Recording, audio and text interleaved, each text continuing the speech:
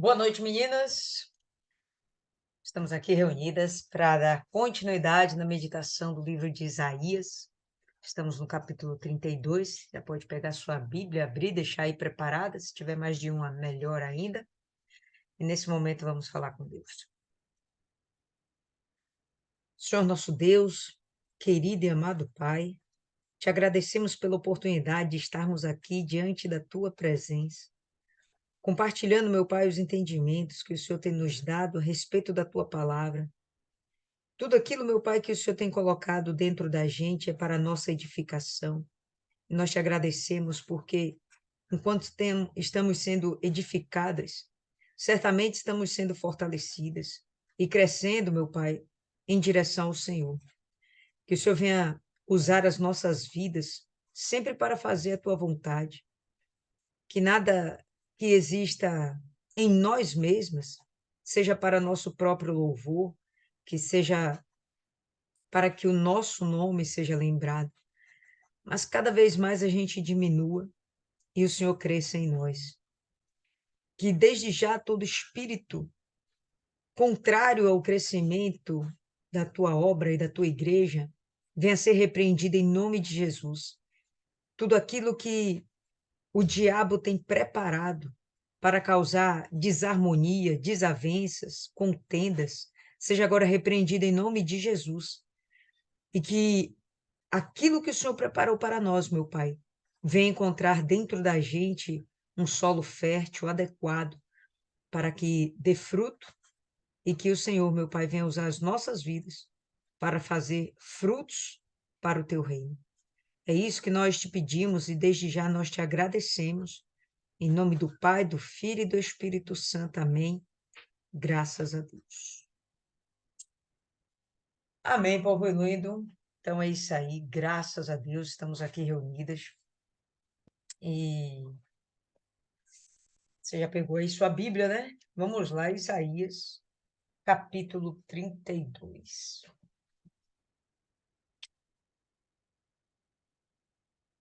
32.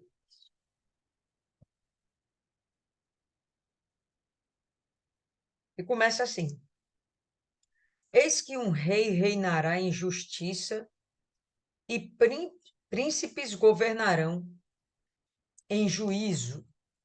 Em outra versão, a gente tem aqui, ó. Eis aí um rei que irá reinar com justiça e príncipes que irão governar com retidão. O que acontece? Quando a gente pega esse texto, capítulo 32, a gente pode ter duas concepções distintas. Ele é continuidade do capítulo 31. 2, ele é um capítulo à parte que complementa a, a profecia que foi dada no capítulo 31. Como nós sabemos, a Bíblia, ela em si, não foi escrita com capítulos e versículos. Essa divisão foi feita muito tempo depois, para que fosse facilitado o manuseio da palavra de Deus. Então, em muitos momentos, a gente acaba tendo uma perda da continuidade de textos, né? Mas o próprio contexto faz com que a gente se encontre dentro da palavra de Deus. Então, é muito provável que esse capítulo seja continuidade do que nós já vimos no capítulo 31. Seja como for. O que a gente está vendo aqui é que no 31, o capítulo conclui com a destruição do exército da Assíria, e aqui o 32 começa com uma promessa de um governante justo para Judá. E olha só, o que nós podemos empreender disso?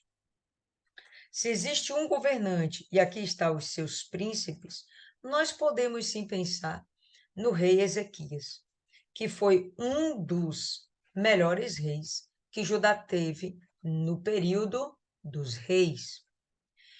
E Ezequias, ele fez muitas coisas em prol da nação de Judá. Uma das grandes coisas que ele fez né, foi a reforma religiosa, mas ele sempre trabalhou em prol do povo e ele buscou trabalhar com justiça. E a gente vai ver aqui: eis um rei que reinará em justiça, e príncipes governarão em juízo. Bom, se ele aponta que ele não estará governando sozinho, que haverá príncipes junto com esse rei, é muito fácil a gente imaginar que o rei está no comando central desse governo, mas que existem outras pessoas envolvidas na administração, na gestão desse Estado. É muito fácil entender se a gente fizer uma comparação com o que nós temos hoje na maioria das nações. Então, nós temos no Brasil um presidente, mas ele não governa sozinho.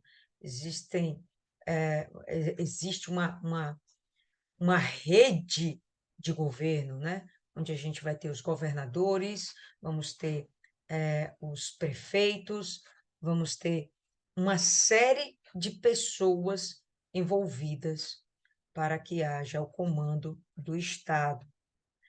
O que a gente vê no verso 1 é que há uma harmonia entre esses governantes. Então, tanto o rei quanto os príncipes buscam a justiça.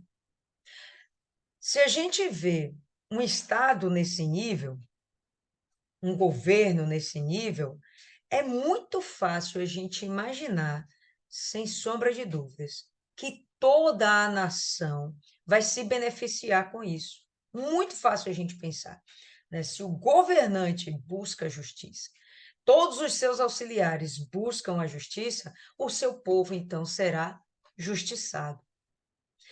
Mas é inegável que assim que a gente lê isso aqui, a gente pensa na figura do Senhor Jesus. Inegável, né? Tenho certeza que quando vocês viram esse texto, vocês pensaram assim: um rei que reinará em justiça. Quase que impossível a gente não pensar em primeiro momento, poxa, o Senhor Jesus e o reinado no seu milênio. Por que não o Senhor Jesus no momento em que ele passou aqui pela terra, quando ele se fez carne? Porque nesse momento ele não veio como um governante, muito menos como um rei. Né? Ele veio como um profeta para anunciar o evangelho, as boas novas a Israel. Então, esse momento não seria o momento onde Jesus estaria reinando, mas podemos pensar que o momento vindouro que está realmente para acontecer em breve, creio eu, o milênio, encaixa muito bem isso aqui, onde o rei reinará em justiça, o Senhor Jesus, mas também ele estará com uma corte, né, com auxiliares, demais governantes, príncipes, abaixo dele, obviamente, que estarão auxiliando em todo esse processo. Eu creio que essa profecia cabe muito bem para o momento do reinado de Ezequias, como cabe também para um pós-vir, né, um futuro, onde teremos o reinado realmente do Senhor Jesus. Mas vamos lá. E o homem será como um esconderijo para o vento e abrigo contra a tempestade, como rios de água em um lugar seco, como a sombra de uma grande rocha em uma terra cansada. A ideia que a gente tem desse homem, fica muito claro, o texto está apontando para um homem, ok. Aqui a gente já começa a ver o texto afunilando para uma imagem, de fato, de um governo humano. Então, a gente vai procurar situar isso aqui dentro do contexto de Judá e de Israel naquele momento. Um homem será um esconderijo, como um esconderijo para o vento, abrigo contra a tempestade, né? Será como rios de água num lugar seco, numa terra sedenta, como sombra de uma grande rocha em uma terra cansada. E aí a gente vai perceber que essas pessoas, esses governantes, não só o rei, mas os príncipes também, na sua versão, pode estar aí no plural, os homens, né? Enfim, esses governantes, eles estarão sendo como um refrigério para todo aquele povo que estava sendo oprimido pelos governos anteriores. Então, quando a gente vê o reinado de Ezequias, a gente lembra que quem o sucedeu foi Acás. E Acás foi uma desgraça para Judá. Ele oprimiu o povo e praticou ferrenhamente a idolatria. Levou esse povo a um estado de miséria, de vazio espiritual, onde eles estavam desesperançados. Quando aparece Ezequias, isso vai ser um renovo, de uma forma como se fosse a primavera, naquele momento, de Judá, onde trouxe uma esperança, um avivamento para toda aquela nação. Isso foi uma coisa muito positiva, muito bacana, que Ezequias trouxe consigo. E aí, eu quero compartilhar com vocês aqui alguns versos que vale a pena a gente conferir. Abre em 2 Reis, no capítulo 18. 2 Reis,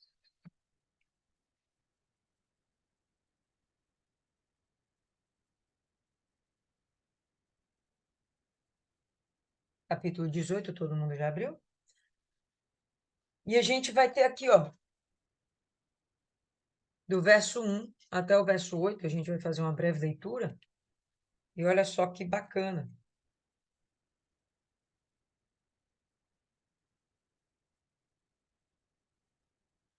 E sucedeu que no terceiro ano de Oséias, filho de Elá, rei de Israel, começou a reinar Ezequias, filho de Acás, rei de Judá. Tinha 25 anos de idade quando começou a reinar, e 29 anos reinou em Jerusalém. E era o nome de sua mãe Abi, filha de Zacarias. Fez o que era reto aos olhos do Senhor, conforme tudo que fizera seu pai Davi. Não seu pai Acás, mas Davi. Quando o texto compara um rei a Davi, é porque ele foi um rei positivo, foi um bom rei para aquela nação. Tá? Por quê? Porque Davi foi a referência de um bom reinado. Né? Assim como Davi, ele é um retrato, uma imagem do que será o governo do Senhor Jesus, o texto está apontando que Ezequias seria a mesma coisa. Por isso não é difícil a gente entender essa comparação. No verso 1, quando ele fala de um rei justo, um rei que governa com justiça, não é nem um pouco difícil a gente imaginar no Senhor Jesus, porque justamente existe esse paralelo, tá certo? Entre o Senhor Jesus e Davi, entre o Senhor Jesus e Ezequias. Verso 4, ele tirou os altos, quebrou as estátuas, deitou abaixo os bosques, que a gente sabe que eram lugares separados para que se praticasse a idolatria aos falsos deuses. Fez em pedaços a serpente de metal que Moisés fizera. Olha, esse negócio tem séculos rodando dentro de Israel. Ele destruiu, já estava gerando idolatria também. Porquanto até aquele dia os filhos de Israel lhe queimavam incenso e lhe chamaram Neustã.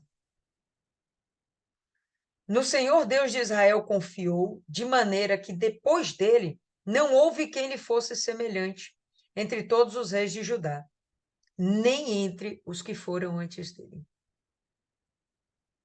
Porque se chegou ao Senhor, não se apartou dele e guardou os mandamentos que o Senhor tinha dado a Moisés. Assim foi o Senhor com ele. Para onde quer que ele saía, se conduzia com prudência e se rebelou contra o rei da Assíria e não serviu. Ele feriu os filisteus até Gaza, como também os seus termos, desde a Torre dos Atalaias até a cidade fortificada. E por aí vai. Então, o governo de Ezequias foi um governo exemplar. Por quê? Primeira coisa que ele faz, ele se apega a Deus, ele arranca a idolatria dentro de Judá e ele começa a realmente fazer uma restauração religiosa dentro da terra. Aí a gente vai para o capítulo, ainda em 2 Reis, no capítulo 20. Capítulo 20, no verso 1, a gente vai ter aqui o seguinte, ó. Naqueles dias adoeceu Ezequias mortalmente, e o profeta Isaías, filho de Amós, veio a ele e lhe disse: Assim diz o Senhor: põe ordem à tua casa, porque morrerás e não viverás. Então virou o rosto para a parede e orou ao Senhor, dizendo: Ah, Senhor, suplico-te, lembrar de que andei diante de ti em verdade, com o coração perfeito, e fiz o que era bom aos teus olhos. E chorou Ezequias muitíssimo. A moral dele com Deus era tamanha que ele se atreveu a questionar os desígnios de Deus. Né? Deus mandou o profeta falar lá, arruma tua casa, tu vai embora, né? Vai partir, vai para junto de mim. Ele, peraí, lembra que eu andei diante do Senhor com retidão, com verdade. No verso 5, verso 4. Sucedeu, pois, que, não havendo Isaías ainda saído do meio do pátio, veio a ele a palavra do Senhor, dizendo: Volta e diz a Ezequias, capitão do meu povo. Assim diz o Senhor, o Deus de Davi, teu pai. Ouvi a tua oração e vi as tuas lágrimas. Eis que eu te sararei, ao terceiro dia subirás à casa do Senhor. Então a gente percebe que Deus realmente ele tinha um cuidado especial com Ezequias. Porque Ezequias era bonitinho? Claro que não, né, pessoal? Porque ele se rendeu a Deus. Segunda Crônicas, no capítulo 29. Segunda Crônicas,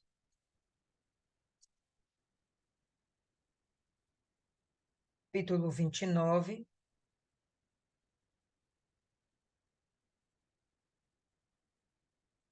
Todo mundo? Verso 10.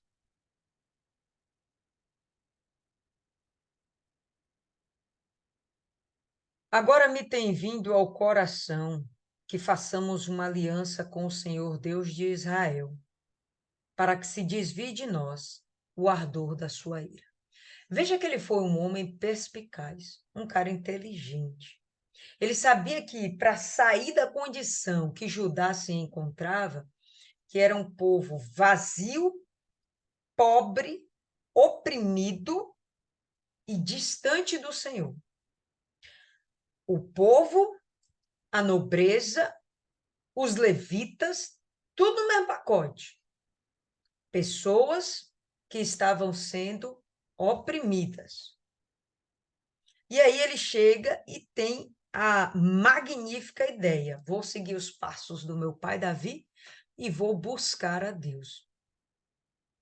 Aqui nesse texto, no verso 10, a gente vê que ele decide fazer uma aliança com Deus.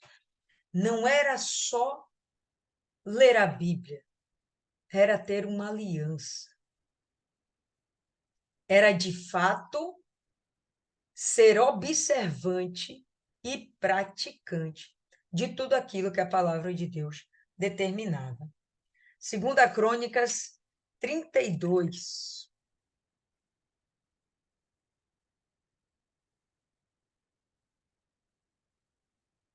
Verso 25. A gente já vai ter aqui o seguinte: o final do governo de Ezequias. Mas não correspondeu Ezequias ao benefício que lhe fora feito, porque o seu coração se exaltou. Por isso veio grande ira sobre ele, sobre Judá e Jerusalém. Aí a gente pula para o verso 31. Contudo, no tocante aos embaixadores dos príncipes da Babilônia, que foram enviados a ele, a perguntarem acerca do prodígio que se fez naquela terra, Deus o desamparou para prová-lo, para saber tudo o que havia no seu coração.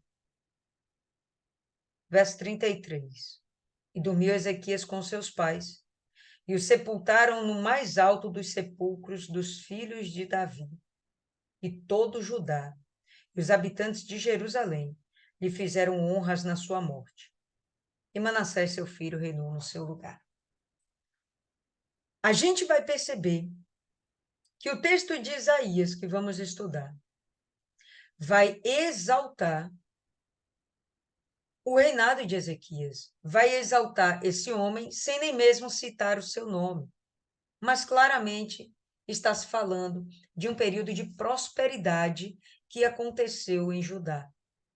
Porque Ezequias renovou sua aliança com Deus, levou o povo a renovar sua aliança com Deus, levou o povo novamente a comemorar a Páscoa. Lembra que ele faz uma grande Páscoa? Ele vai e investe pesado dentro da agricultura, dentro da pecuária. Ele faz com que esse povo de novo seja um povo feliz.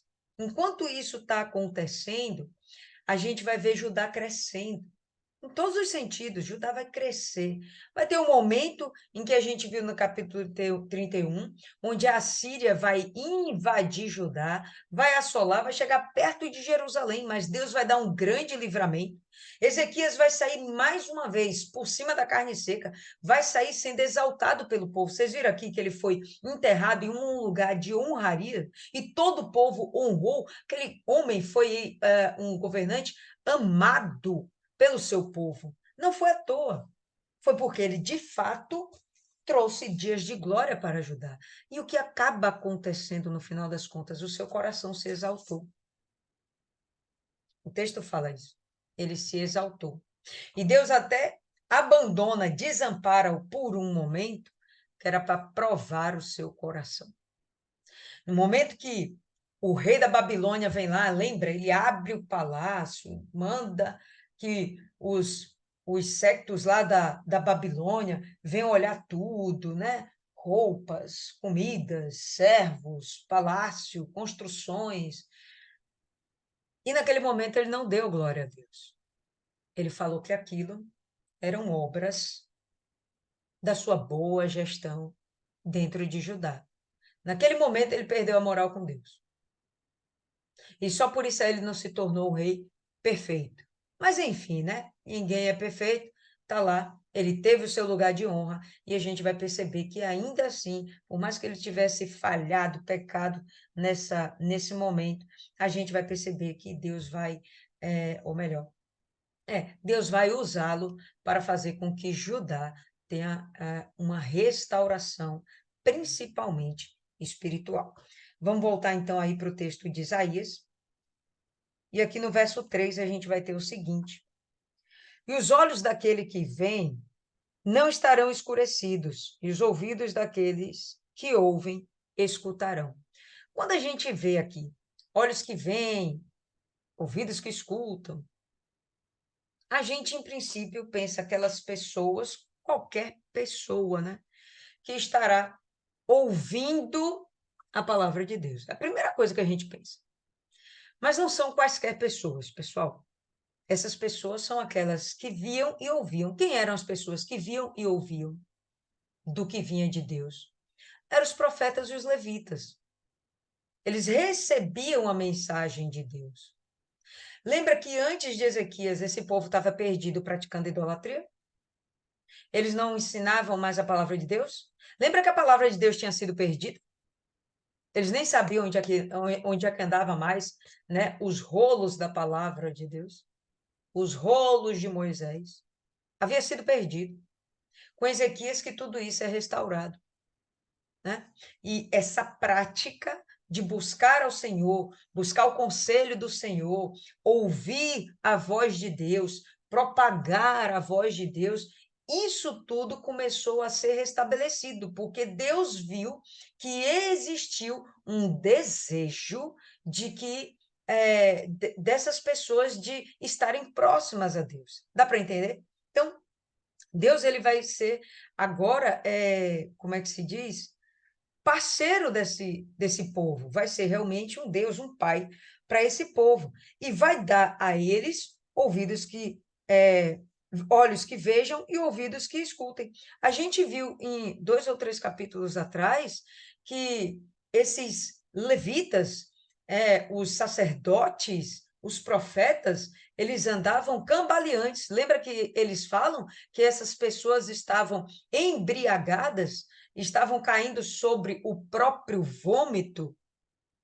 E aqui a gente está vendo essas pessoas, elas desviaram de Deus. E a gente está vendo aqui essas pessoas agora se voltando para Deus e lhes sendo devolvidas a capacidade de ouvir a Deus. Bom, se a gente vai ter levitas e sacerdotes e profetas sendo restaurados, é lógico que agora o povo vai ter como ser apacentado, alimentado com a palavra de Deus. Vê que é uma cadeia que começa e vai se expandindo. Começa com o líder, né? Com o rei.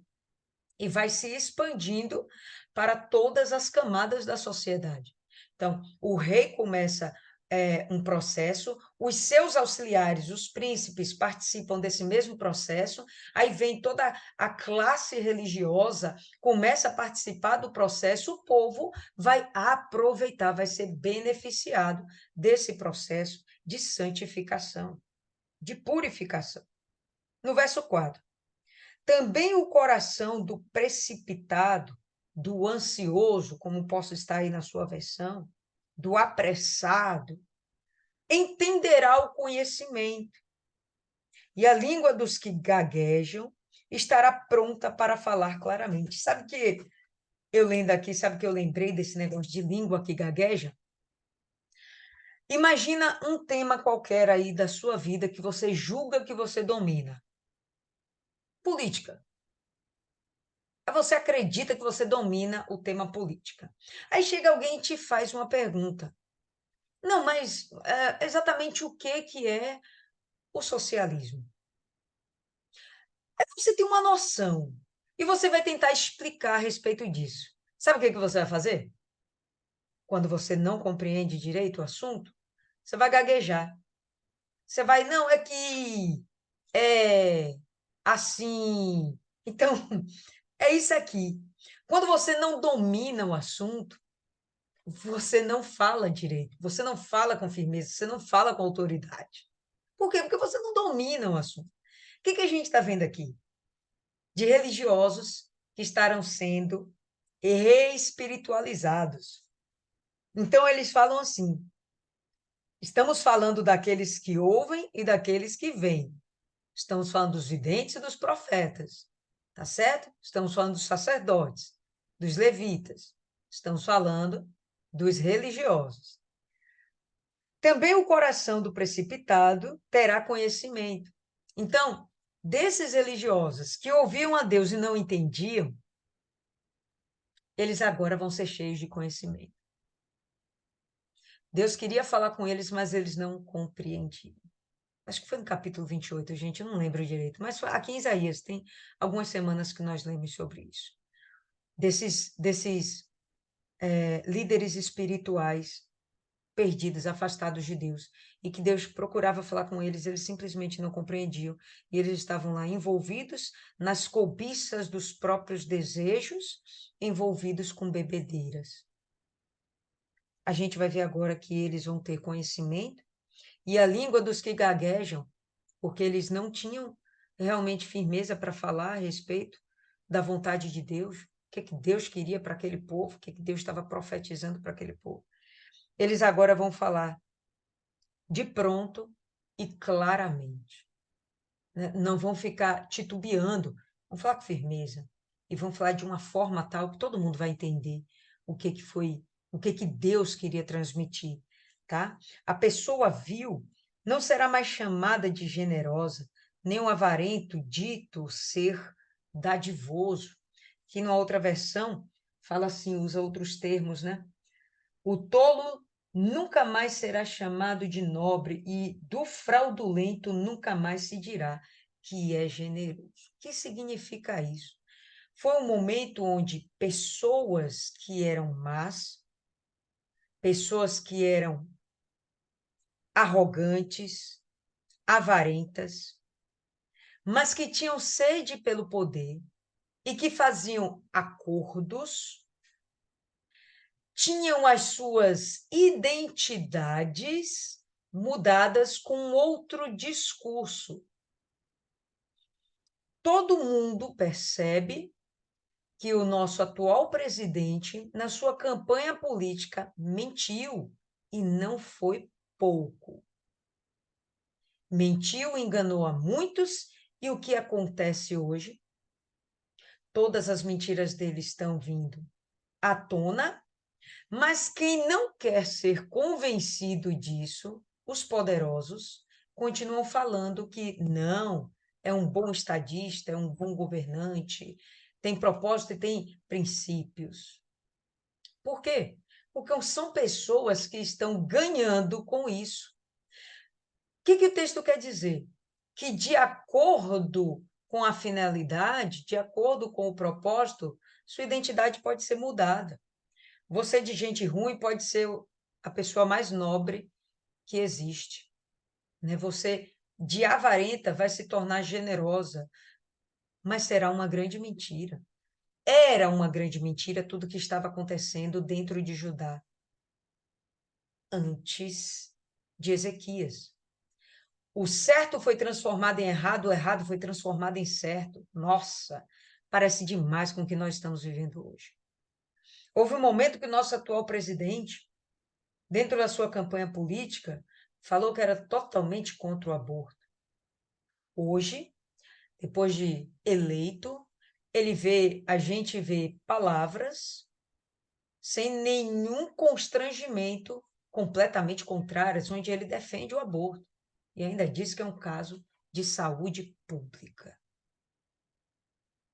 Mentiras. Isso sempre aconteceu. Não é de agora, e a gente está vendo que no tempo de Ezequias isso estava acontecendo. O que Ezequias chega para fazer? Para dar um basta. Ezequias chega para dar um basta. E ele consegue. Durante o governo dele, que a gente viu, né, foram 29 anos, houve paz dentro de Jerusalém, houve prosperidade para ajudar, houve conserto religioso, houve uma nação feliz. Vamos continuar aqui com o texto, tá? Isaías. Estamos agora no verso 6. Porque a pessoa vil falará vilania, e o seu coração obrará iniquidade para praticar hipocrisia e para anunciar erro contra o Senhor, para fazer vazia a alma do faminto, e ele fará acabar a bebida do sedento. Quem é que vai alimentar a alma do faminto? Quem é que vai dar bebida ao sedento? Isso aqui é um contexto espiritual, pessoal.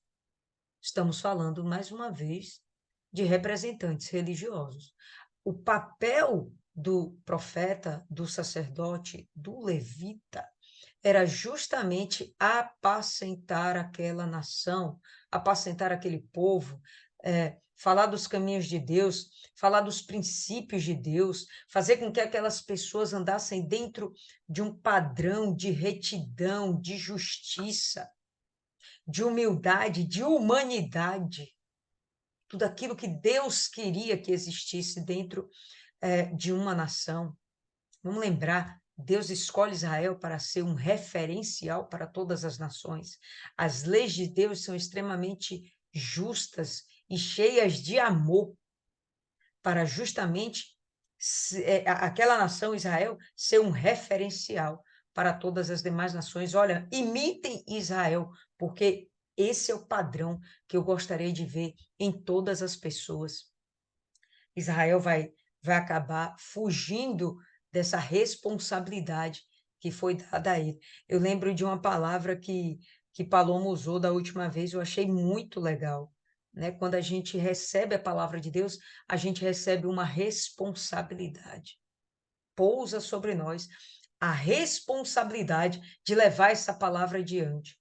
Pois bem, quando Israel recebeu a palavra de Deus, Moisés recebeu, ele recebeu de Deus, ele escreveu, ele deixou lá para todo Israel. Quando Israel recebe a palavra de Deus, recebe a responsabilidade de agir de acordo com aquele padrão, de servir a Deus. Então a gente vai estar vendo aqui no verso 6, vou ler aqui em outra versão, porque o tolo fará tolices e o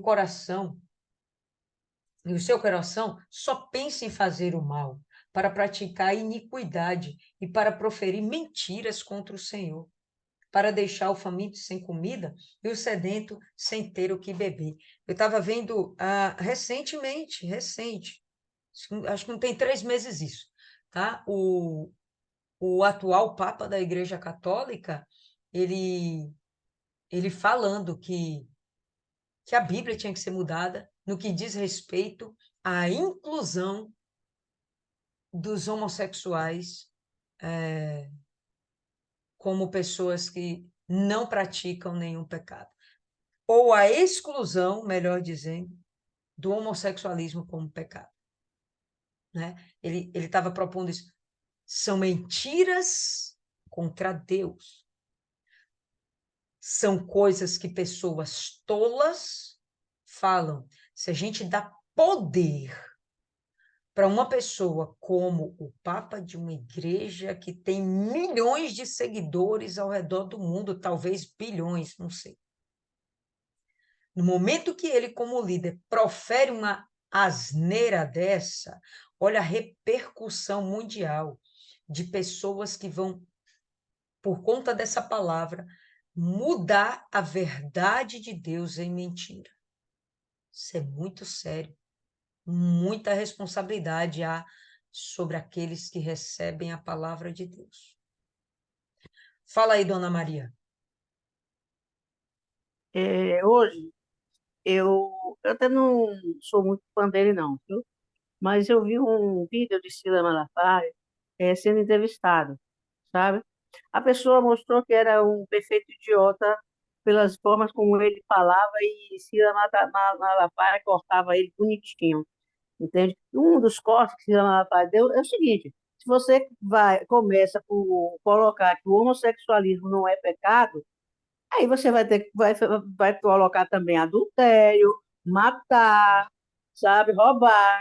Então não vai haver mais pecado. E isso não procede. Uma coisa é eu discriminar, eu maltratar, eu não. Enfim, eu tenho uma atitude negativa para com o homossexual.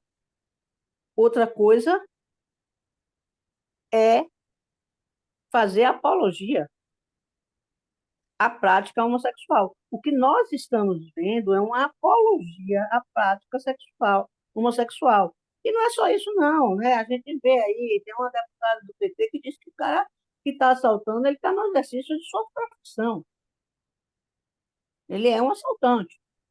Então, infelizmente, é como eu digo sempre, eu pensava que a internet ia ser uma coisa boa, porque você não ia precisar ir para uma biblioteca, como eu fui várias vezes, e várias pessoas da minha geração foram para poder encontrar conhecimento, mas o que a gente vê é a internet sendo uma via de absurdo, de pessoas dando afirmações, e o pior de tudo é que essas pessoas são celebridades, elas não são um ilustre desconhecido como eu. Se eu fizer um vídeo, possivelmente pode até viralizar, mas eu não sou uma celebridade. Uma celebridade, quando faz um vídeo, pronto, viraliza no mesmo instante. Então, a responsabilidade dessas pessoas vai ser cobrada por Deus. Deus vai cobrar, entendeu? Dos Ivete Sangala e etc e tal, sabe?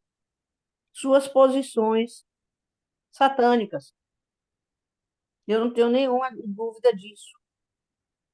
O que eu me preocupo é com os jovens, porque eles estão de tal forma doutrinados que eu fui falar do aborto e um aluno olhou para minha cara e disse: Você não é professora de ciência? Eu disse: Sou. Eu sou licenciada para ensinar ciência também, viu? E nesse programa que nós estamos aqui, eu sou professora de matemática e ciência. Você já estudou alguns semestres de ciências comigo? Ah, porque o aborto pode matar, pode ser feito até 8 meses. Eu disse, meu filho, o que eu estou lhe dizendo é porque eu assisti um vídeo que me chocou muito, que é, não sei se vocês já viram, é de um médico abortista, que ele resolveu fazer o ultrassom para facilitar o aborto. Só que fazendo o ultrassom, ele viu que o feto ia para o canto do útero, que o feto abria a boca como se estivesse gritando, e ele parou de ser abortista.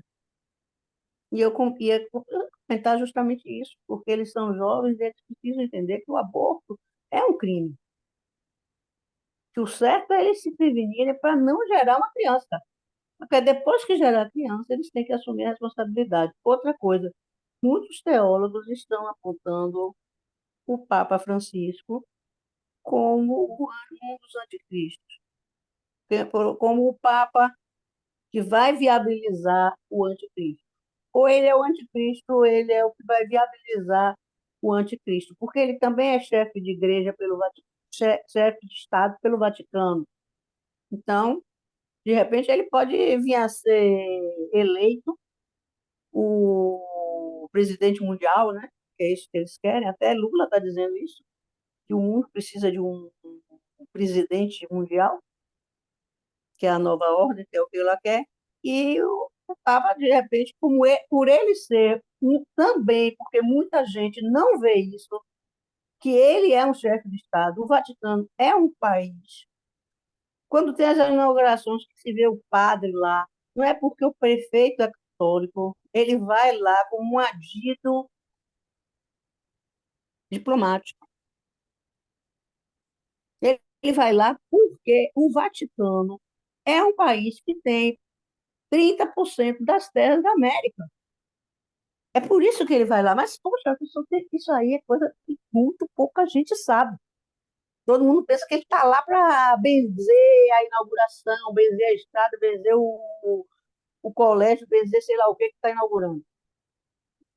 E ele faz isso para ficar bonitinho. Mas, na verdade, ele está ali como um representante diplomático. E esse Papa está sendo apontado por muitos teólogos como vindo a ser o propulsor, se não o propulsor do anticristo, o próprio anticristo.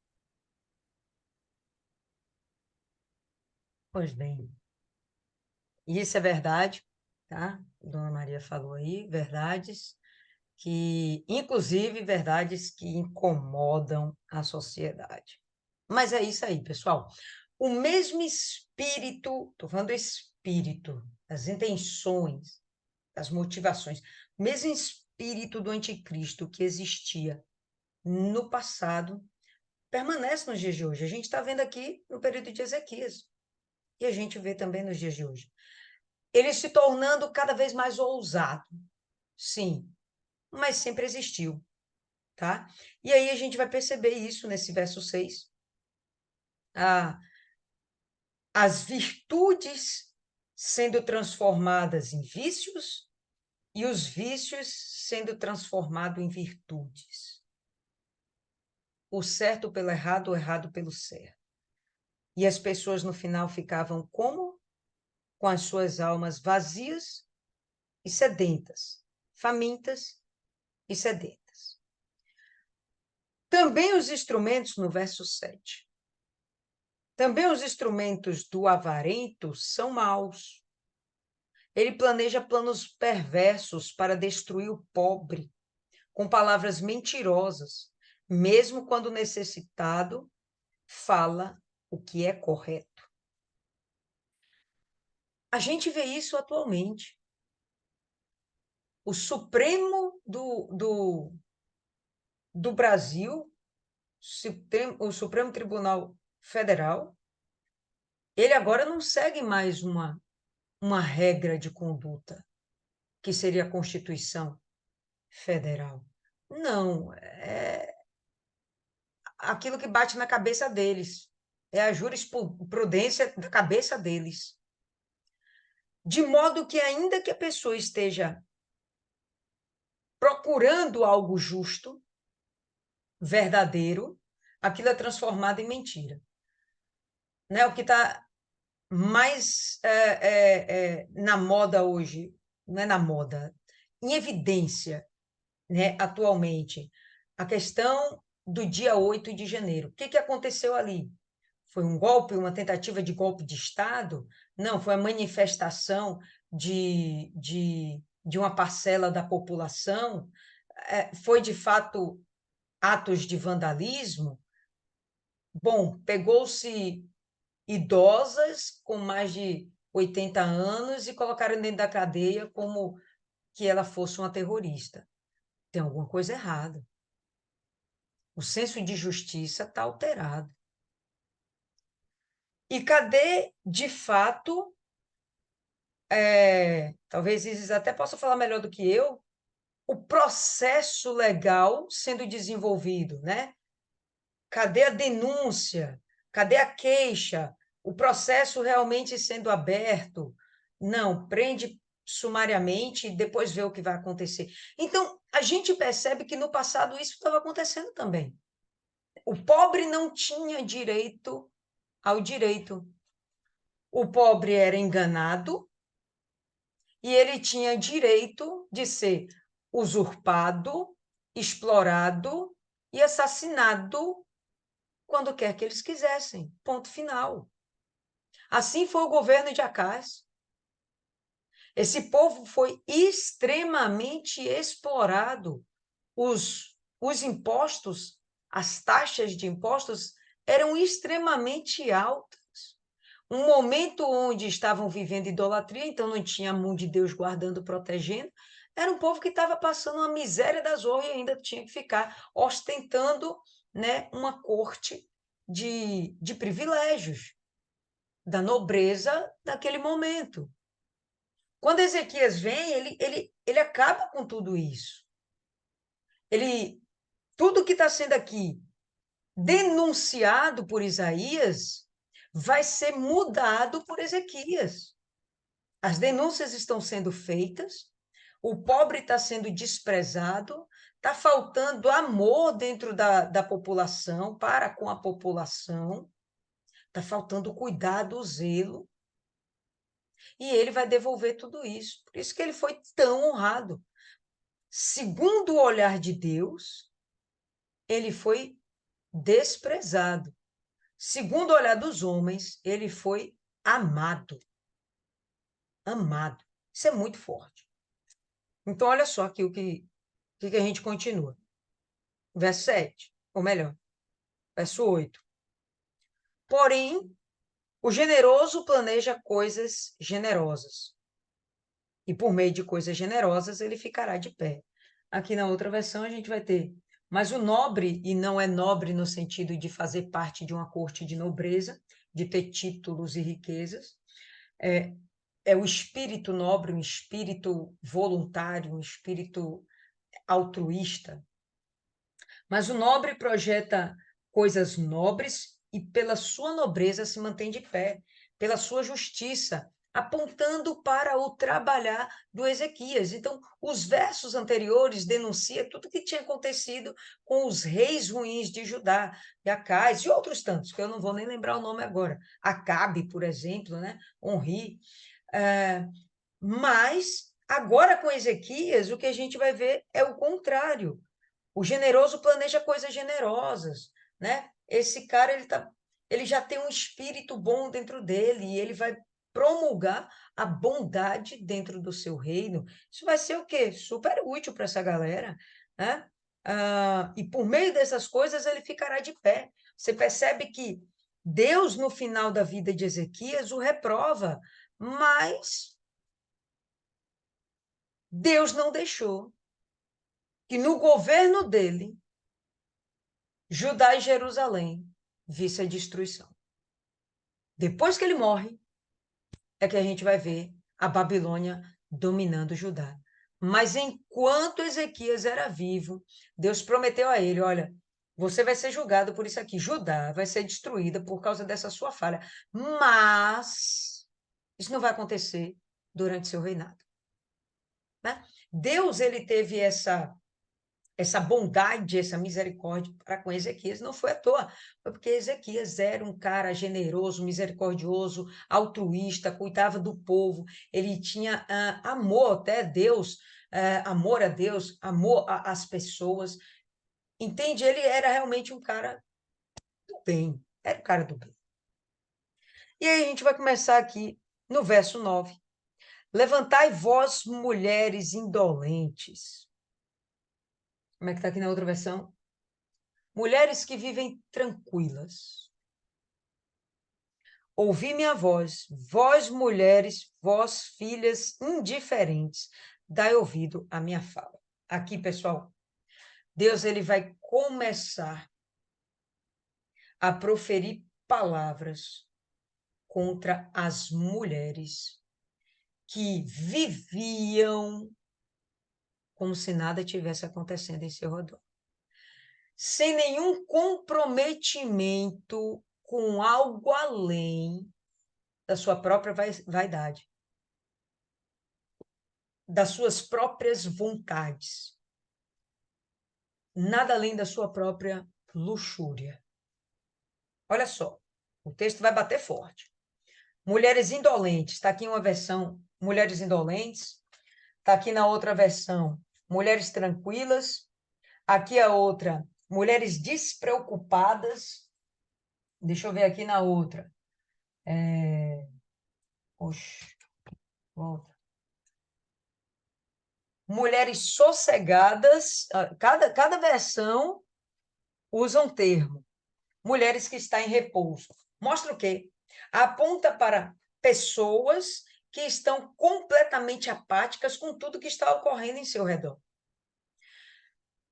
Estamos vendo, pessoal, aqui, aquele início de governo de Ezequias. Como é que estava essa sociedade, então? Uma sociedade degenerada, ok. Mas vê que Deus está batendo forte nas mulheres? Deus bateu forte nos líderes espirituais? E Deus agora está batendo forte nas mulheres. Para mim, tem uma razão. Porque as mulheres é que, de fato, na minha concepção, são as formadoras de uma sociedade. Se a cabeça da mulher é vazia, não presta, só está lá para viver sua própria luxúria, todo o resto da sociedade vai seguir o caminho. Presta atenção. Por quê? Porque essa mulher vai ensinar seus filhos. Essa mulher vai auxiliar o seu marido e vai influenciar o seu marido. Se ela é uma mulher fraca, e a gente está vendo aqui Deus chamando atenção. Bom, se Deus está chamando atenção, é porque até no nível espiritual elas estão relaxadas. Não são apenas relaxadas porque não querem trabalhar, são preguiçosas. Elas são descompromissadas com o propósito que elas têm dentro de uma sociedade. Não sei se vocês veem assim, mas olha só como é que o texto vai discorrer isso aqui. Levantai, vós mulheres indolentes, ouvi a minha voz. Então não estava ouvindo. Vós, filhas indiferentes, dai ouvido à minha fala. Mais uma vez, ouça a minha voz. Vocês que estão indiferentes, descompromisso espiritual. Enquanto Ezequias vinha lá, ó, fervendo, com o espírito em ebulição, querendo trazer um renovo para dentro daquela nação, ele vai perceber que uma das pessoas, uma das camadas, né, mais influentes dentro da sociedade, as mulheres, estavam completamente descompromissadas, indiferentes. Muitos dias e anos vós sereis atribuladas. Em outra versão fala assim: dentro de um ano, ou dentro de muitos dias, ou melhor, dentro de poucos dias, vós sereis atribuladas. Vós, mulheres indiferentes. Todas as mulheres? Não, as indiferentes. Porque a vindima falhará e a colheita não chegará. Então, enquanto vocês estão aí, preocupadas com a sua própria luxúria, com suas vaidades, né, com seus desejos mesquinhos, vão vir dias ruins, onde não haverá colheita, e se não há colheita, vai haver fome, vai haver escassez, vai haver pobreza, vai haver miséria. Tremei, vós mulheres que são indolentes, sede atribuladas, vós indiferentes.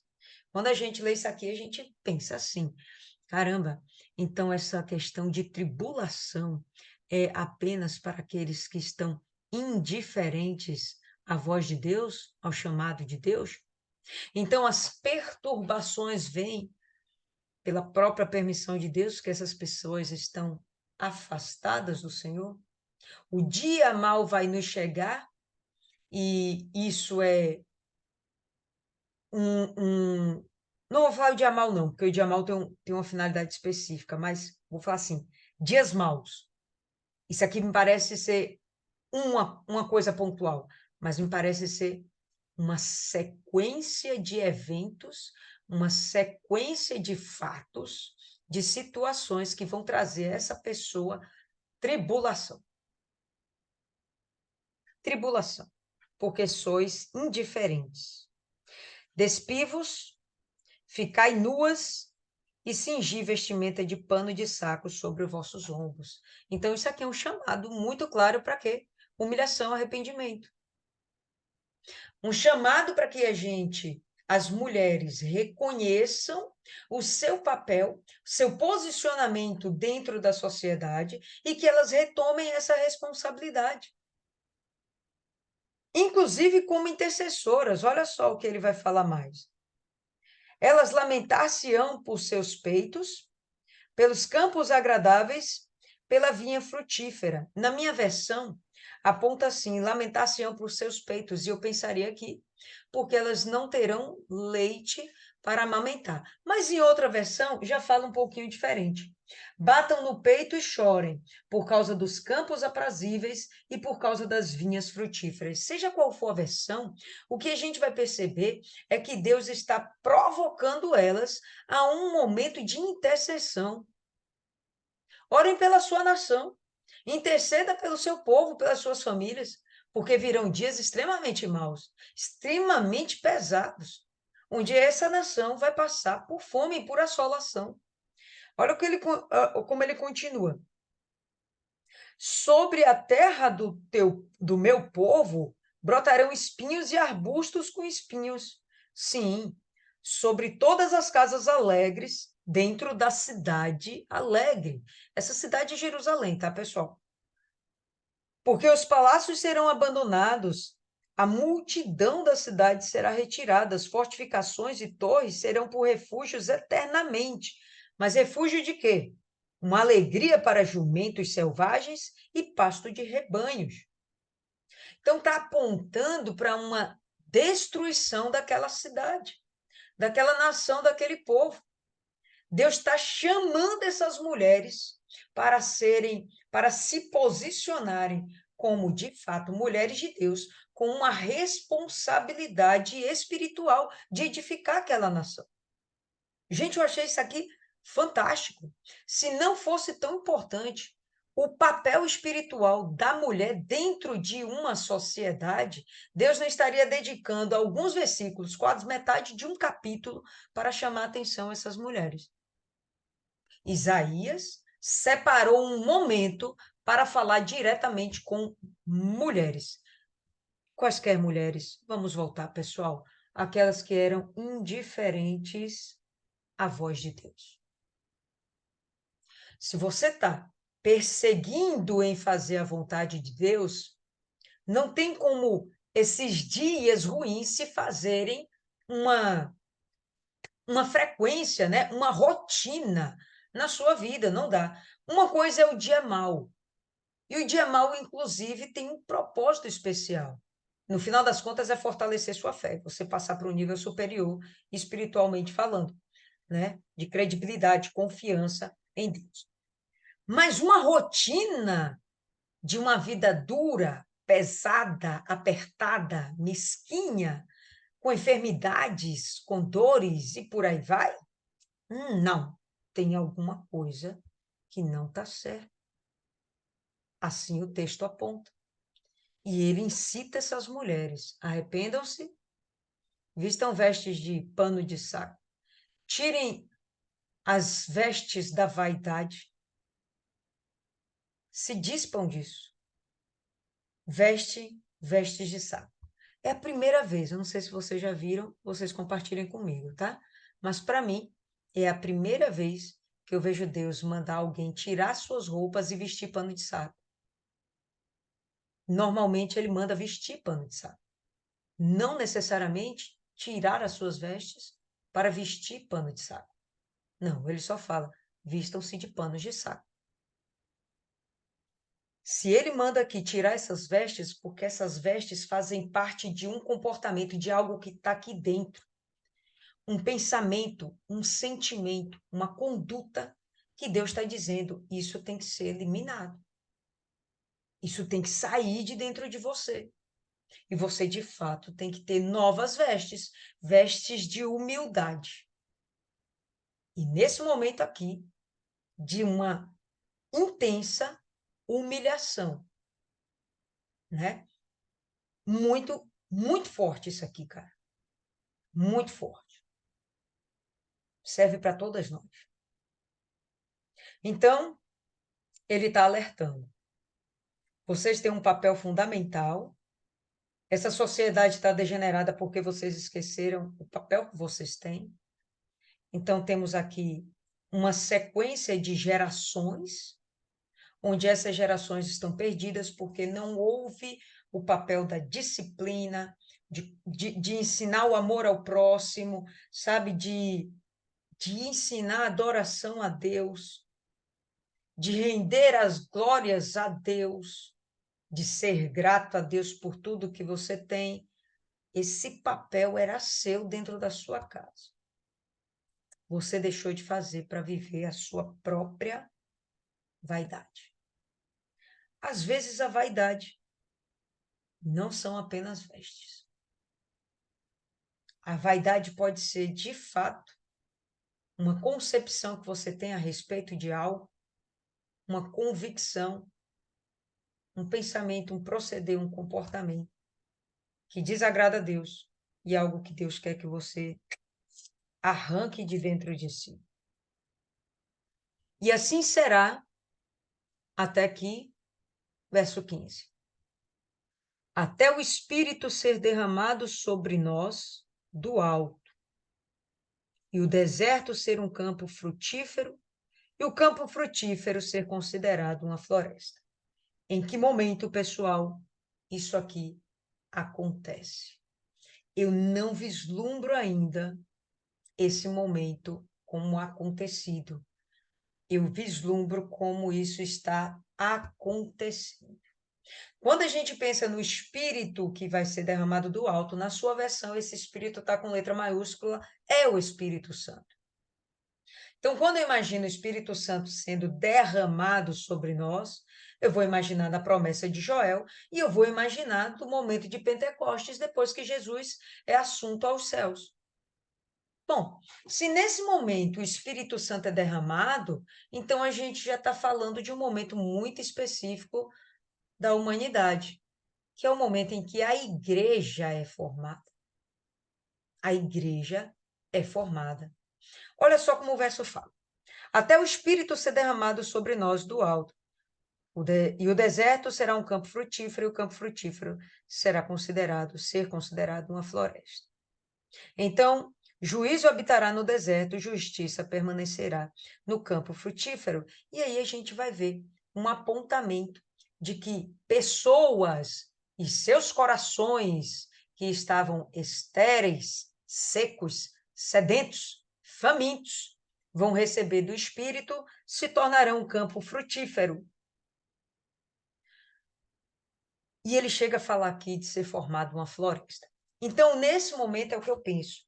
Está acontecendo, que é a formação da igreja, o crescimento da igreja, o trabalhar da igreja.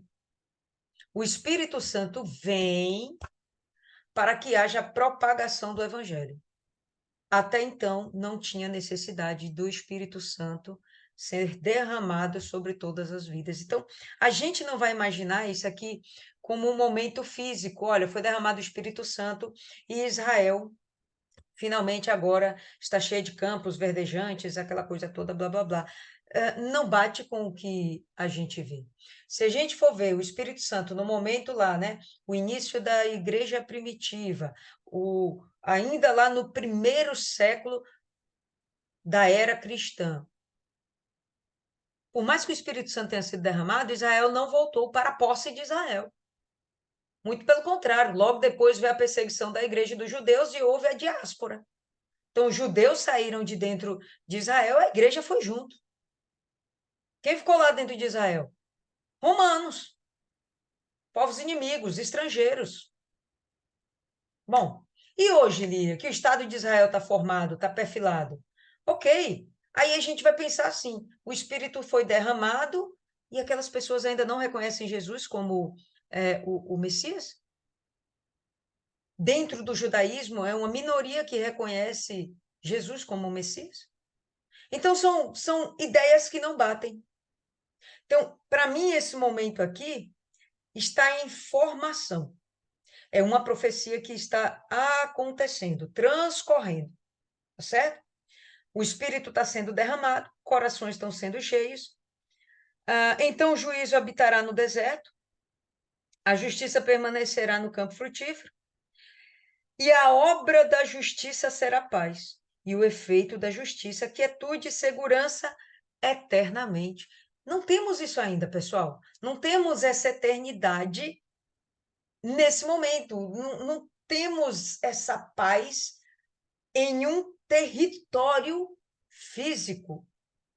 Então, a gente só pode imaginar isso aqui, nesse momento, como sendo algo de fato espiritual. E dentro de nossos corações, que recebemos o Espírito, nós temos dentro da gente paz. Ainda que, olha o que ele vai falar: meu povo habitará em uma habitação pacífica, em moradias seguras, em lugares quietos de descanso.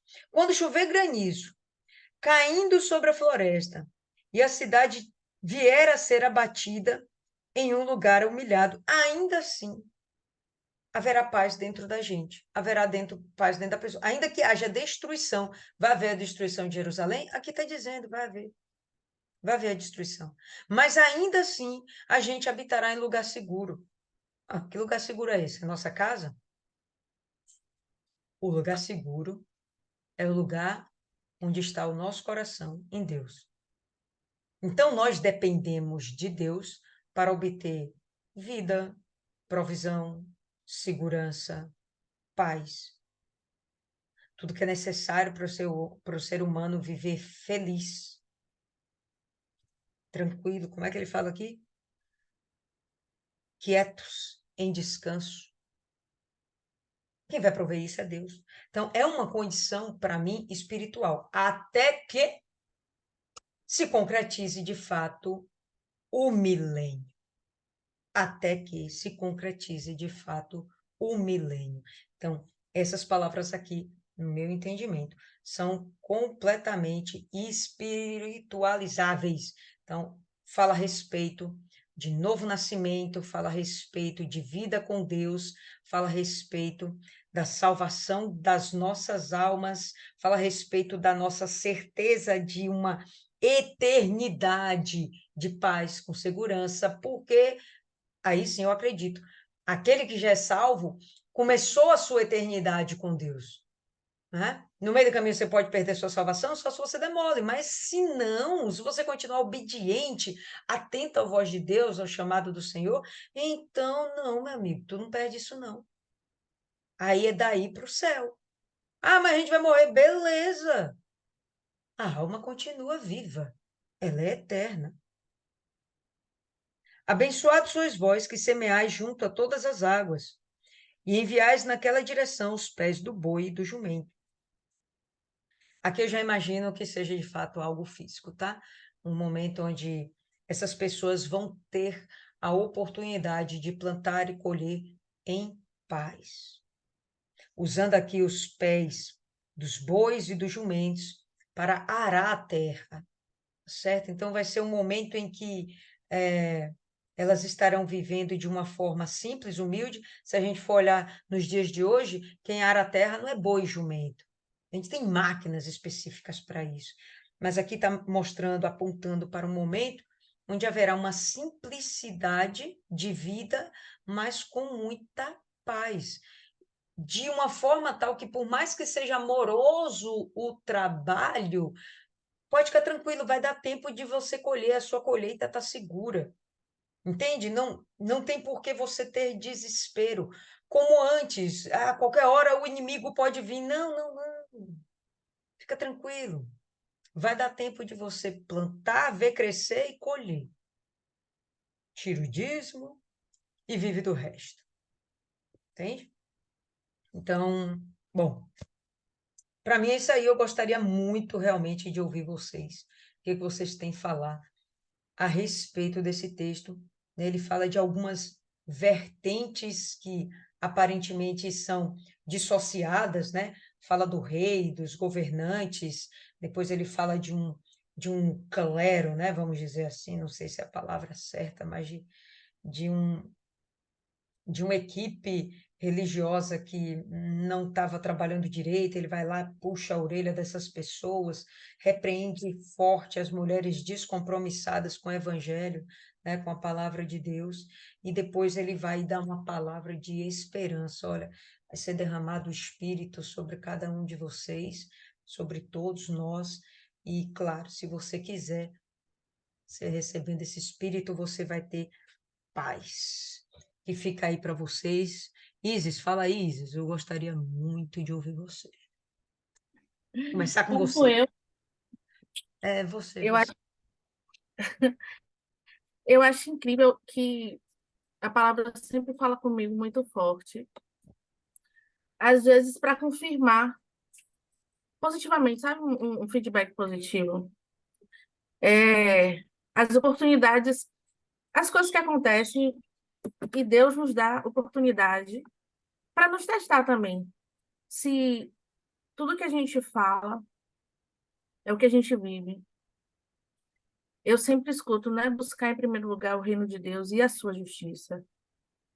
Tem muita gente que busca só o reino de Deus, no sentido de ir para a igreja, ser crente, usar um vestido comprido, ter todo um mise-en-scène cristão. Mas é importante buscar sempre a justiça de Deus. E todo dia Deus nos dá essa oportunidade de da gente provar de que a gente está na justiça dele. Com pequenas coisas. Uma coisa que te pergunta, quanto foi? Né? Eu sempre compro coisa para revender. E a pessoa faz essa pergunta é capciosa. Porque eu tenho que ter o meu lucro. Aí eu pensei, vou dizer que foi mais caro. Mas não, eu comprei na promoção. Isso fala a verdade. Eu comprei na promoção, não sei o quê, tá bom. Mas eu poderia mentir, mas eu não estaria buscando a justiça de Deus. E outras coisas que a gente pode negociar, mas não negocia. E Deus vê essas coisas, essas pequenas coisas, essas pequenas demonstrações de que está vivendo a justiça dele. Isso é importante. E viver essa justiça na integralidade, em todas as vertentes da sua vida, no relacionamento, no trabalho, das relações interpessoais. E não é fácil. O mais fácil é mentir, o mais fácil é fazer o que não deve. Mesmo se prejudicando com a verdade, Deus está vendo. E o retorno vem dele. Hum, Muito certa disso. Mas é um exercício realmente diário de viver o reino, mas também viver a justiça. Conversando com minha irmã, ela tem muito conhecimento, sabe, de coisas que eu ainda não li na Bíblia, e a gente discute, mas não vive a justiça de Deus. E não viver essa justiça traz consequências. Você vê claramente na vida da pessoa que ali é. E também eu lembro de outra palavra, né? O povo de Deus padece por não conhecer, por não examinar as Escrituras, mas examina as Escrituras, mas não vive a justiça. Eu acho que esse é, é, é, é o que vai separar o joio do trigo, é a justiça de Deus. E às vezes não é fácil, pelo menos no Brasil. A nossa cultura é o do mais esperto, do jeitinho brasileiro, e a gente vive na contramão. E quando fala das mulheres, eu acho muito interessante, porque tem gente que diz que a Bíblia é machista.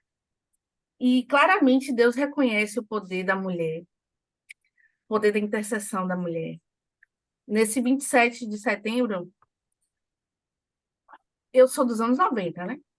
Minha avó era uma pessoa que viveu muitas religiões, e eu vi todas essas fases.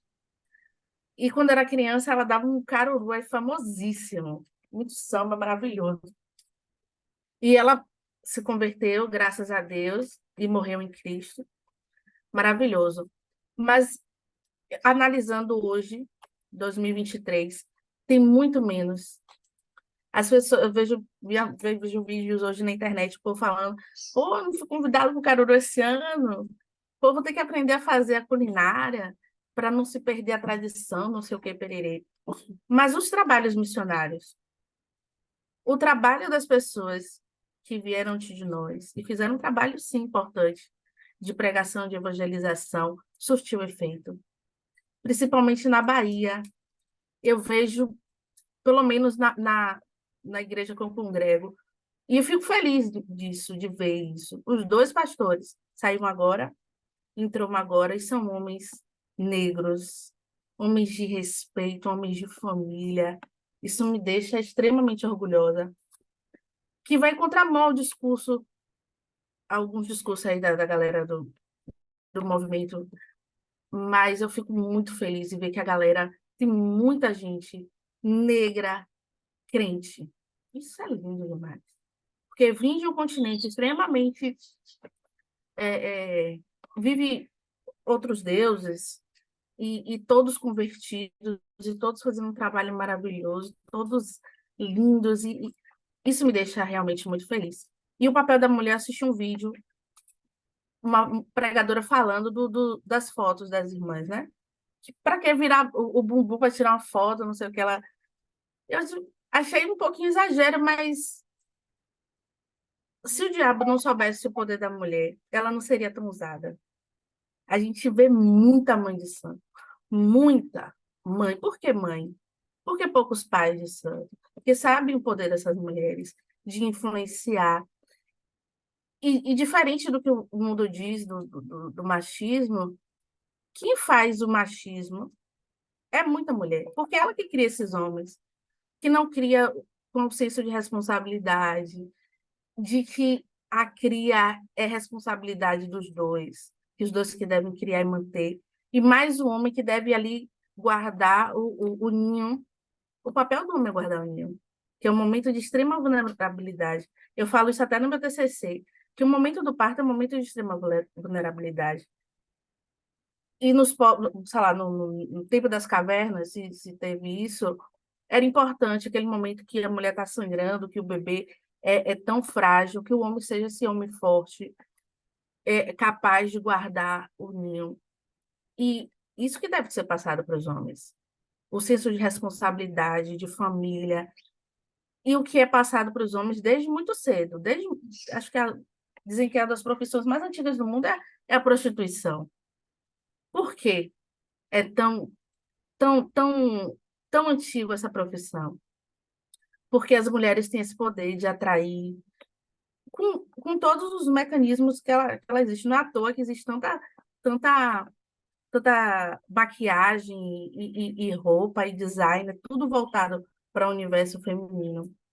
E o que a gente vê nas redes sociais, principalmente como Dona Maria falou, os influencers, são as mulheres que trazem outras mulheres muito para o mundo da vaidade, da barriga chapada, do cabelo pintado e da unha de design, não sei o quê. E Deus traz esse alerta e a gente pode pegar muito para a gente, enquanto mulheres de Deus. Agarrar esse touro pelo chifre, tomar para si a responsabilidade espiritual da sua casa, da sua família, do seu trabalho, dos seus amigos, ser essa pessoa, essa influenciadora em Cristo. E sabendo que Deus nos respalda, que o Espírito Santo está com a gente e que a gente tem sim um poder que é diferente, que um tempero diferente que nos dado por Deus, uma expertise, uma capacidade diferente que pode somar e ser muito importante tanto para o homem como para toda a sociedade. É isso.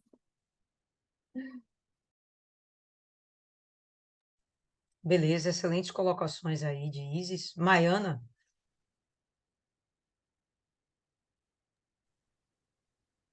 Eu fico olhando o que ele fala do sossego, né? A pessoa está sossegada e é como Jesus fala lá em Lucas, eu acho que é em Lucas, em uma da parábola do louco, que ele plantou, ele adquiriu bens, e ele fala para a alma dele: come, dorme, porque tem bastante. Em resumo, ele não tem com o que se preocupar. E pela questão de, naquela época, a mulher não ir para a guerra, tinha os homens para poder lutar por elas, ela se sentia segura, entre aspas, né? Porque a gente teve aquele episódio que, quando Davi foi para a guerra, roubaram as mulheres e as crianças. Mas se eu pego esse sossego e penso, eu tô sossegada, eu tô protegida, eu tô segura, porque esse sossego, para mim, é a segurança. Ela não tem do que se preocupar.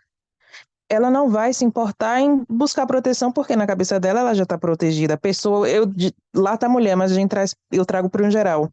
A pessoa que está sossegada, ela não está se importando com o que vai acontecer, o que vai deixar de acontecer, porque o dela está garantido. Só que Deus fala que vai vir uma tormenta. Então, mesmo que eu esteja segura, é minha obrigação continuar buscando essa proteção em Deus. Não é porque está tudo bem ao meu redor que eu vou baixar a guarda. Porque, principalmente quando está tudo bem, é aquele momento de dizer, o diabo está aprontando alguma coisa.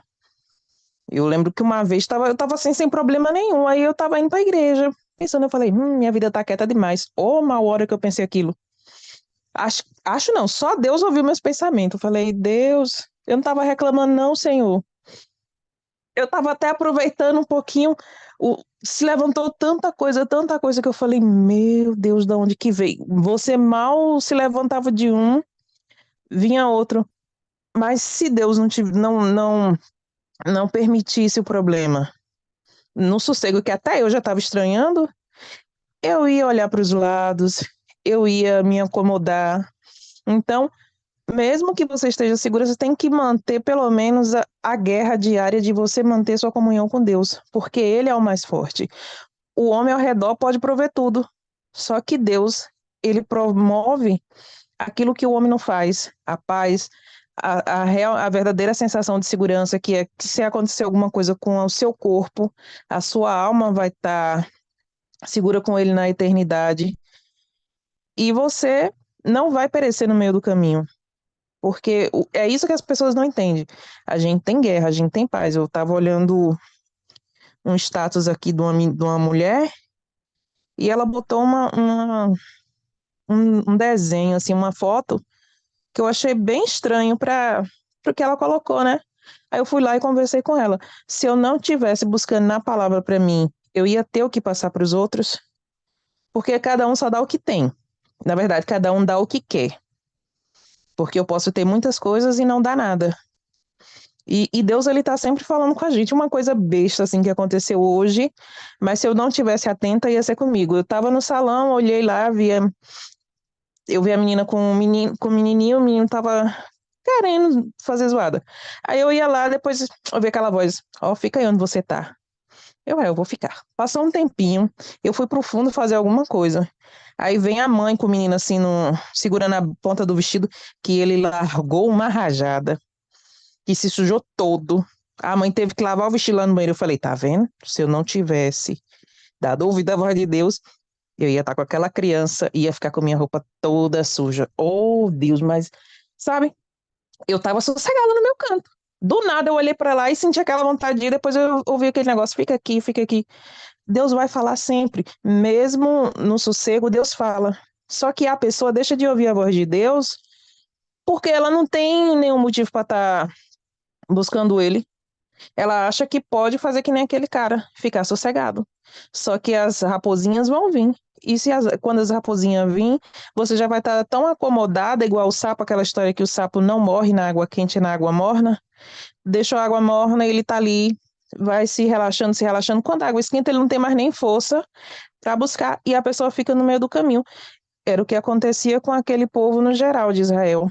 Deus protegia, vinha a paz, vinha o sossego, vinha a segurança, eles iam lá e pecava, aprontava e se desviava. Então, não que você não pode ter paz, porque no meio da guerra, no meio das nossas guerras, a gente tem essa paz, a gente tem essa segurança. Então, no mínimo, a gente tem que lutar para manter isso, para ouvir a voz de Deus, para estar atento, porque Deus vai sempre falar, Deus vai cobrar uma coisa de você, e Deus vai sempre falar, Você não vai fazer, Deus vai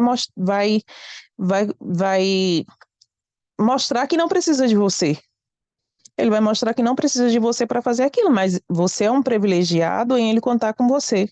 Então, eu só posso orar. E você sabe o peso que é orar por uma pessoa? Você está orando por uma pessoa, você está mexendo com o inferno que está agindo na vida daquela pessoa.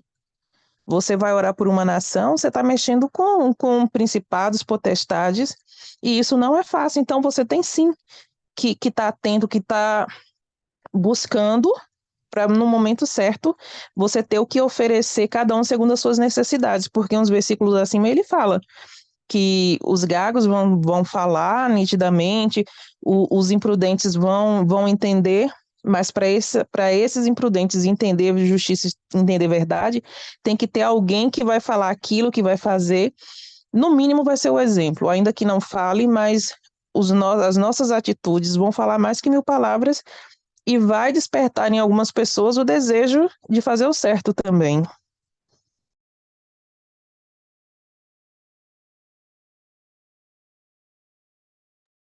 Perfeito. Excelente consideração aí de Maiana também. Dona Cida, acrescenta aí, Dona Cida, e a gente encerra com a senhora.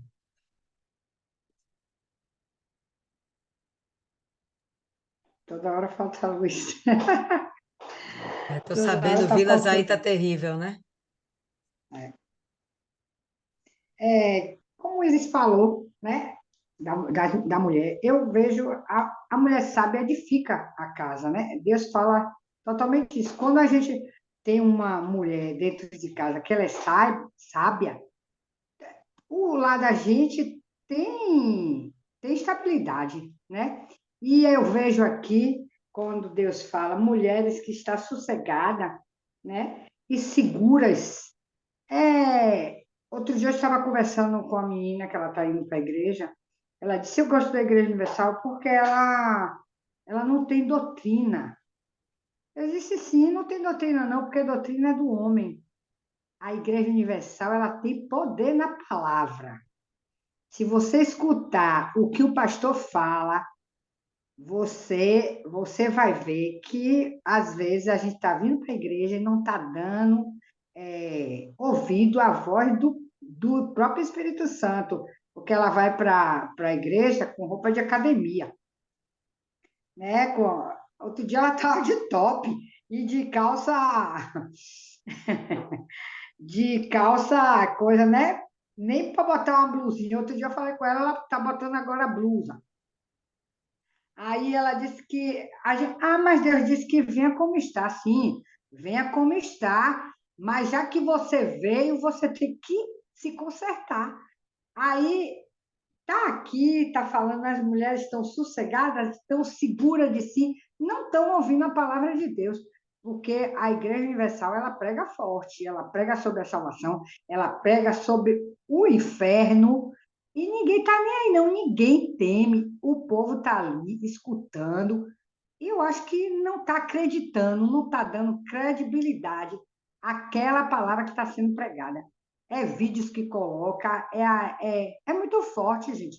Eu falo assim, quando eu saio, eu falo, comento, né, com as pessoas, e o povo tá. Por isso que tem tanta gente ansiosa, tanta gente nervosa, tanta gente que não tem.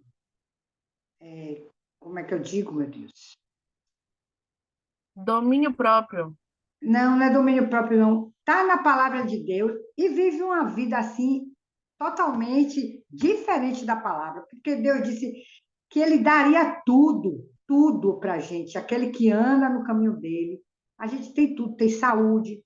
Não vou dizer que a gente é rica, mas a gente tem uma estabilidade, a gente come do que a gente quer, a gente veste do que a gente quer, a gente vive como a gente quer. E tem muita gente que está dentro da igreja e não tem nada daquilo, aí se revolta com Deus, que Deus não tem culpa de nada, né? Porque não dá ouvido à palavra, está sossegada, está fria, não está ligando para o que o homem de Deus está falando. E ali em cima tem um homem de Deus usado pelo Espírito Santo, ainda que não, ainda que nem seja, né, de Deus, né? Como eu tenho uma igreja, deixa para lá, mas o Espírito Santo fala ali para alguém, usa a boca do jegue de Balaão para falar ali para alguém que está precisando. Se foi ali, é para ouvir. Então, as pessoas têm que dar mais importância à palavra de Deus, porque essas mulheres não estavam ligando para o que Deus estava falando, e por isso que veio as coisas sobre ela. Isso aqui, eu peguei muito disso aqui e fiquei, né, matutando, falando e tentando, né? E a gente aqui, eu tenho o grupo Sacrifício como uma preciosidade. Deus está cuidando da gente. Tudo que Dona Lília faz nos estudos aqui está acontecendo. Está acontecendo. Tudo aqui é relato que nós estamos vivendo hoje em dia. Não tem para onde correr. Tudo aqui aconteceu há não sei quantos mil anos atrás, não é atual, como o Isis falou, é atual, está acontecendo agora. Então, a gente tem que abrir os olhos e, né, enxergar que Deus está tentando falar com a gente e que o Grupo Sacrifício é um grupo oferecido por Deus para nos abrir os olhos. Está cuidando da gente. Concordo com a senhora, viu, dona Cida? Concordo. E é isso aí. Como disse lá, provavelmente Salomão, né, em Eclesiastes, nada de novo sob o sol. E é verdade. Então, a corrupção humana começou lá no Jardim do Éden e até hoje permanece. Só vai cessar essa bagunça depois que Jesus vier, fizer a limpa, prender Satanás. Aí depois vai ter um momento que Satanás ainda vai seduzir as nações. Aí vem o juízo final, aí, meu irmão, pronto, depois acabou. A gente só vai ver realmente verdade, sinceridade, quando essa primeira terra tiver passado. Infelizmente, tudo isso aqui vai ter que ser eliminado, né? Tantas pessoas vão ser perdidas, tantas almas, né? Tantas vidas vão ser perdidas, porque elas, de fato, estão se fazendo de surdas para a palavra de Deus. Me fala. O que dói mais é a gente ver pessoas dentro da igreja e continuarem surdas. E adequar a palavra de acordo com os seus desígnios, seus propósitos. A palavra está batendo, mas a pessoa não bateu em mim, não. Bateu aqui, ó, né? Foi nela aqui do lado que bateu. E é pancada. Bom, pessoal, então, por hoje a gente fica por aqui, tá? Vou pedir para a Isis aí fazer a oração de encerramento e a gente se reencontra terça-feira.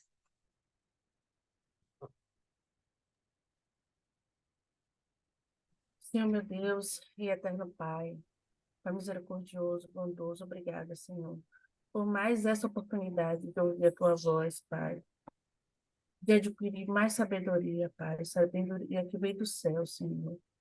Fortalece cada uma das mulheres que estão aqui, Senhor, e as do grupo, Pai.